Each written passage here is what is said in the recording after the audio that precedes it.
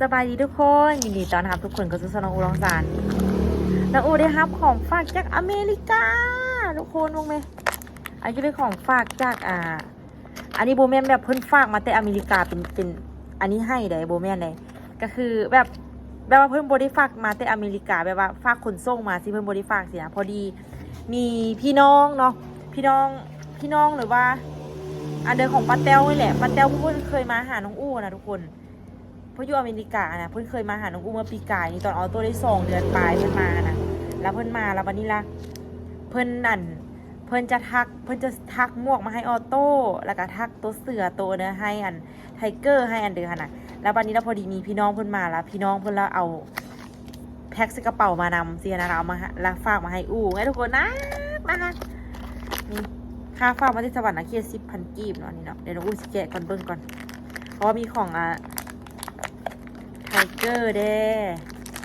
นี่เพิ่นทักอู้น่าฮักดิมึงดูเป็นปลาเขียนว่าอะไรเขียนว่าจากไหนเนาะ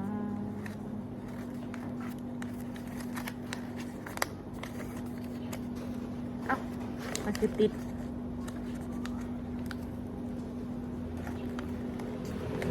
ดีกว่าคอยจีก่อน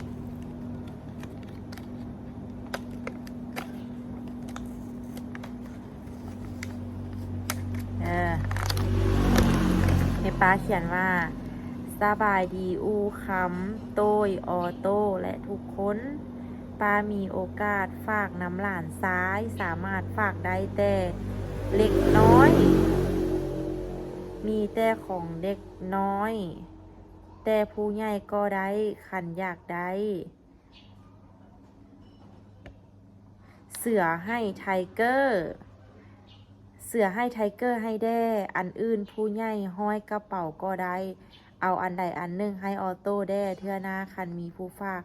ก็จะฝากมาอีกคิดถึงเสมอปาแตวทุกคนเลยเขียนซองคือเขียนจดหมายหากันคือสมัยตะกี้อันเดียวนี้น้องอูสิบิติดใส่ฝาห้องไว้ก่อนเอาไว้เก็บไว้เบิ้งนี่อันนี้เป็นตัวอีหยังตัวเต้าโอ้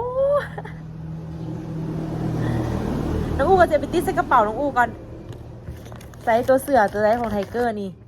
โอ้นี่ว่าเสือของไทเกอร์น่ะโอ้อันนี้เสือของไทเกอร์โอเคเดี๋ยวอันนี้จะเอาไปติดกระเป๋าออโต้ก่อนตัวนี้ที่เสือนี่เนาะเสือปลาแตวนี่ปลาแตวที่ตัวเสือวะลูกเบิ้งคือตัวหนูเลย แต่ว่าตัวนี้แต่มีอย่างทักเป็นวะเนาะอู้คือทักบูเป็นวะอู้มากๆเลยแบบนี้แต่ว่าอู้เฮโบเป็นนี่น่าฮักสุดๆเลยอันนี้มีบู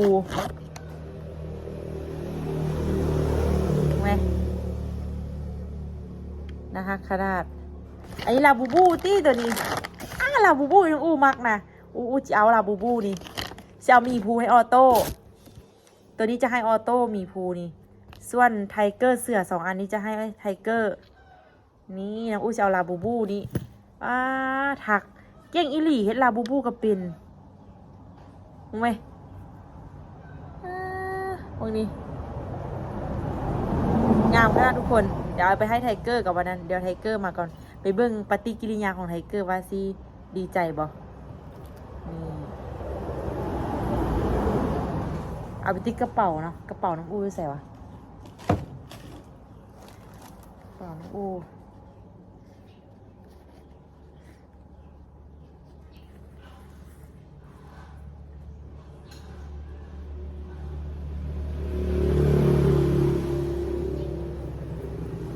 ใส่นี่เนาะ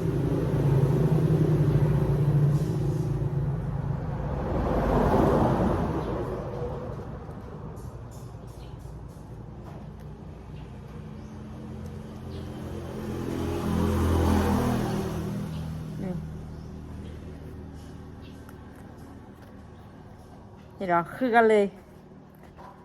นี่ขอบใจหลายเด้อปาเตลเด้อขอให้ปาเตลอยู่ดีมีแหงความเจ็บอย่าได้ความใครอย่ามีเด้อให้ร่ำรวยนี่น้องอู้จะไปอันนี้ไปฝากให้ไทเกอร์นี่ขนาดน่าฮักเนาะ นี่ทุกคนประมาณนี้เนาะที่ใดมา มีตัวเต่าเลยนะฮักไว้ทุกคน ตัวเสือนี่ก็ตัวเสือบ่เนาะส่วนตัวนี้ก็ตัวมีภูตัวนี้ลาบูบูเนาะลาบูบูนี่งามน้องอุ้มมักลาบูบูนี่ได้ของฝากจากอเมริกานะฝากมาให้ไทเกอร์นะอันนี้ตัวเสือหรือตัวหนูตัว แล้วฝากไว้ไทเกอร์ตัวเสือคือหนูหน่อย มีนายังว่าคือหนูก็ยังว่าคือหนู แฮมสเตอร์นะ หรือตัวนี้ว่าเสือเหมียวที่นี่แมวว่าเสือลาบูบูตะแพงลาบูบูตะแพงไงเพื่อนเฮ็ดเอาอ่ะมันทักเอาใส่พวงกระเจรถอันผู้เอาออโต้อันตอนมาสุดนะฮันเดไทเกอร์ฮันเดผู้อันนี้รถออโต้มันลิ้นทุกมือนี่เป็นรถที่ว่าแพงนะกับแม่นเพื่อนนี่แหละพักใครนะลาบูบูนี่งามเนาะเพื่อนกับบุทักลาบูบูนี่ขายเนาะคันยูลาวสิได้ขายบ่ตัวอันนี้ว่าเจอไทเกอร์นี่นะว่าตัวนั้นมันแต่ว่าตัวสีเหลืองมันงามเลยแต่มันเน่าแล้วพอไทเกอร์ว่าถามไทเกอร์มันบริษัทโดนแล้วอ่ะสัตว์ตัวใหญ่ตัวนั้นนะไม่ตัวเต้างามเลยมันก็ซ่าฮิตรัมอันนี้ว่าเจอออโต้อ่ะสัตว์จะไปห้อยกระเป๋าให้ออโต้ตัวนี้เหมียวใส่พวงกระเจรถงามผ้าเพิ่นมืดว่าเพิ่นคือแซ่แต่หัวนี่ อันนี้สิไปใส่กระเจอันนั้นก่อนกระเจรถงามกระเจอันงามกระเจห้องกระเจอันห้องอันนั้นห้องอันนี้นี่อันนี้เพอร์ไทเกอร์เมื่อไหร่จะเพอร์ไทเกอร์ตัวนี้เพิ่นปั่นให้ออโต้ตัวนึงออโต้ก็สีเหลืองอีตีโอ้ยงามดิมองไหมยิ้มเปยๆอยู่เฮ็ดแล้วนี่เสร็จแล้วบ่เมื่อกี้นี่กำลังไว้ท่าย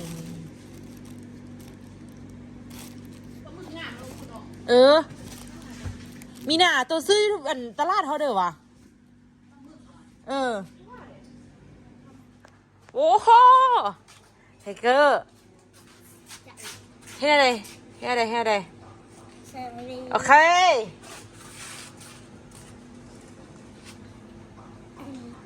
เฮ้ยอะไรเอาใจปื้อมึงไหมเพื่อนฟังให้มาแต่อเมริกาคนนะเกอร์มึงไหมคักบ่เกอร์ได้มีตัวนี้นะเกอร์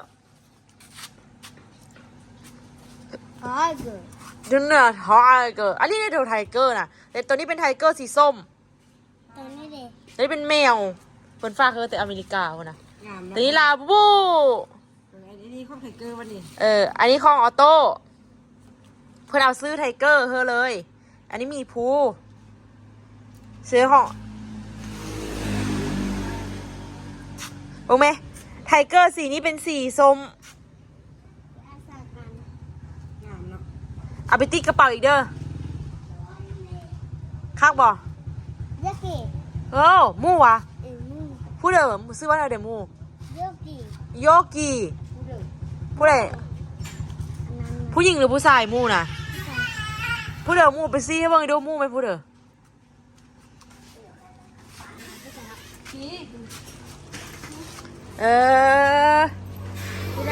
พูดเด้อมู่พูดนี่โอ้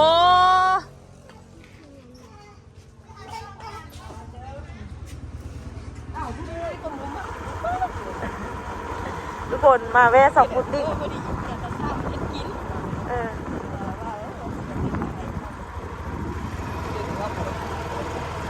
พูดเดี๋ยวกันยังคิดเรื่องเดียวกันเนาะคิดแค่พูดเลยมาเบิ้งมองขายเครื่องบุกเสียงทุกคนมาเบิ้งดูถ้าออโต้ไปทำในสั่งแล้วน้องอู้ออกมาแม่บอกว่าจะกางเต็นท์แล้วเต้นต่างผมไม่เห็นที่หนึ่งผมไม่เห็นว่าเต้นอันนี้ไม่อย่างหรอกอันนี้นะเนี่ยอันนี้มันไม่ได้กลางเดี๋ยวว่าเขาจ่ายเป็นนะ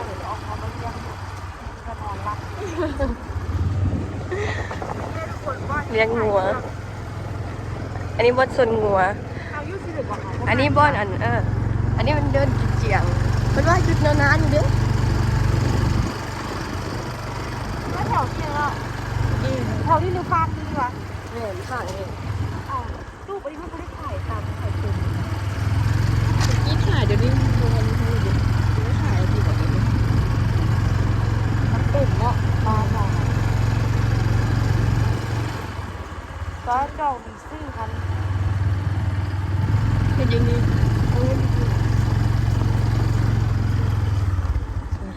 เขามีเดือนกวงๆเนาะ เดินมันบ่เพียงเลยมันสั่น เนาะมันก็ยังเหลือเวลาล่าอยู่ดิเขามาเต้วันที่เท่าไหร่วะเขาต้องมาเต้วันที่45พื้นที่เมืองนี่ ที่ฮะมื้อนี้ที่8แบบเหมือนที่9ที่7ที่8ที่8อีกวิดีโอหนึ่งอีแม่จันบอกให้เอื้อยไปซื้ออันนั้นอยู่ ซื้อ แม่จันบอกเอ้อยไปซอกซื้อถ้วยอยู่ อันอีแม่ว่าอันเขาไปเลยบอก ซื้อ อยู่ฮันบ่อยแม่ว่าถืออยู่วังหลวงนะ ไอ้บอย ฮันบ่ว่าถือนั่นเลย เอาเงินนะแม่ก่อนแม่ซื้อให้ แม่จันจะซื้อให้วันเหลือแล้วแม่จันจะเอาไว้ไซส์เลยว่าจะวันนั้นคิดอยู่เลยแม่จันมาชิ้นย่างเดี๋ยวไปซื้อรถเดี๋ยวแม่สิจ่ายให้ละเหลืออันบัตรนั้นบุญมาละเอามาเพิ่มแม่ เขาว่าสิไปเบิ่งอยู่ ฮันไอ้บอยไอ้ก็ไปตลอดอยู่ใด ถือวันหรือว่าแพง จังว่าบ่ต่างกันติโบ เย่ว่าอันนั้นบ่อยเด้ถือแล้วมองเขากับมองอันนี้ ปกติเขาไอ้แอนขายกับมองเดี๋ยวว่าประมาณมองนี่แหละเนาะ จ่ายแล้วก็ขาย ไอ้แอนคือว่าแถวๆนี่แหละ แล้วเพิ่นไปเห็นเสื้อเขากลางตีนไม่เขามาซนงัวนี่วะ บุแม่นเขาล้อมผ้านี่วะ จะว่ากลางตีนนี่จะเป็นเขากลางหรือว่าเป็นวันที่10ปลายที่เขาจะมากลางเนาะ16จะไม่ขายประมาณที่12 13เนาะ เอ้ยว่าธรรมดาต้องตัดหญ้าแล้วก็อนามัยอีกเท่านึง เนาะย้ายคือสิบ่ส่งนะสิบอก คาดว่าดินเพียงเลยนี่ค่ะเป็นอันนี้เป็นสั้น แต่ว่าอันนี้มันยังเอาไข่อยู่มันยังบุขี้ในบ้านทองอะมันยังเอาไข่อยู่มันยังไม่ได้ขี้ฝุ่นเทียมเพราะมันยังมีหญ้า เวทีเป็นไง เอทีหม้อแห้งอะไรไปยืมของไอ้เวียงวะ อ๋อเดี๋ยวเรามาเอาแม่อันบนอลีเขาเจ้าขายแต่ละปีอยู่หันเนี่ยอยู่วันนั้นตูบตัวนั้น โอ้ขายใส่ตู้มันเลยวะ โบอันต่อมาอีกแล้วเขายังว่าพวกพอดีครับมองอันนั้นแหละเป็นมองให้เขาจะนั่งกินอ่ะนะโต๊ะเราก็มีแต่โต๊ะมาใส่แต่หางคางนี่กับวางเครื่องครับคักไม่ขายวิดีเป็นทางผ่านนี่แหละเขาย่างเขาจะมักย่างขึ้นมาทางนี้แหละ ว่าบ่ได้บางทีเขาก็อยากย่างเลาะเบิ้งก่อน แต่ละปีเขาย่าง แต่ว่าบ่อนนี้เขาจะโยนมาคอนแถวๆนี้ เขาซุนงัวเลยเขาซุนงัวแล้วเขาก็ซื้อแถวฝั่งเราเนี่ย เนาะ ฝั่งนี้กับพวกเขามาเยอะมาคอนั่นเด้อ หาเบิ้งสิได้เงินเท่าเดิม เงียบเลย ฮะ ว่าเจมส์ เจ๊พุ่นบ่ได้ตี้เจ๊พุ่น เขาเฮ็ดสไลเดอร์เลย มองนี้นะทุกคนเนาะก็เจ้ามาลินแต่ยังเงียบอยู่จักหน้อยพุ่นละ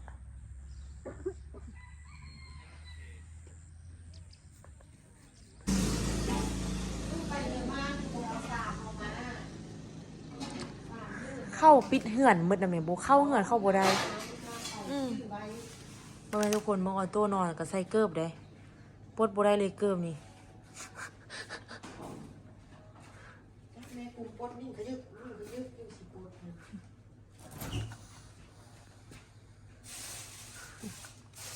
ไปเบิ่ง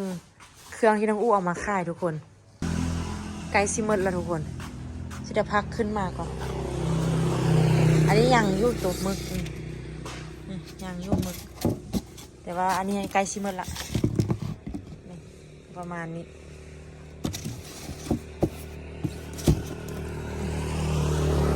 พักอันนี้เหลือเขานี้เดี๋ยวอันนี้เอาไปกินก่อน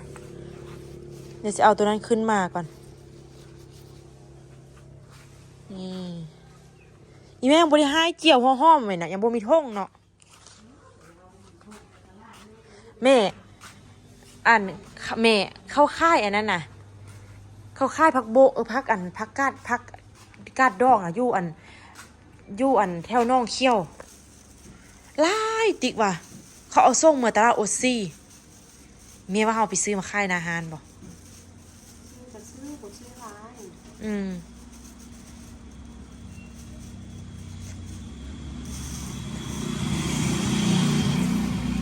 เขาเอาเมื่อเวียงมาสั่น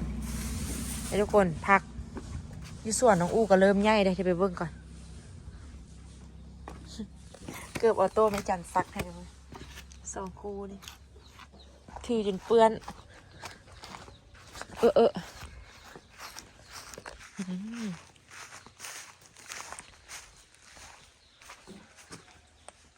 นี่อันนี้ผักกาดเดี๋ยวหูแม่จันบงฟ้านนี่ผักสลัดนี่เริ่มใหญ่อะทุกคนนี่ผักหญ้าข่วยเต็มเลย แม่ผักหญ้าข่วยขึ้นเต็มเลยแม่เนี่ยหญ้านี่กินได้ทุกคนเลยส่วนน้อยนี่มักแตงกับปิ่นนะทุกคนเต็มเลยมักแตงกันนี่เดี๋ยวโบงามเท่าปีกายนี่ส่วนปีนี้จะโบงามเท่าปีกายนี่ปานใดทุกคนหาทั้งอุกอะมือได้ขายอยู่นะทุกคนเนาะได้ขายอยู่เครื่องกันเลย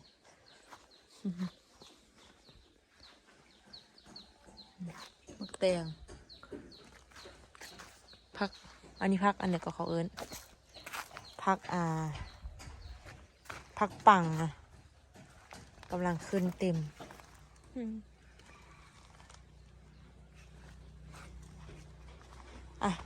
ลาทุกคนไปก่อนเด้อเจอกันใหม่คลิปวิดีโอหน้าสำหรับวันนี้ลาทุกคนไปก่อนบ๊ายบาย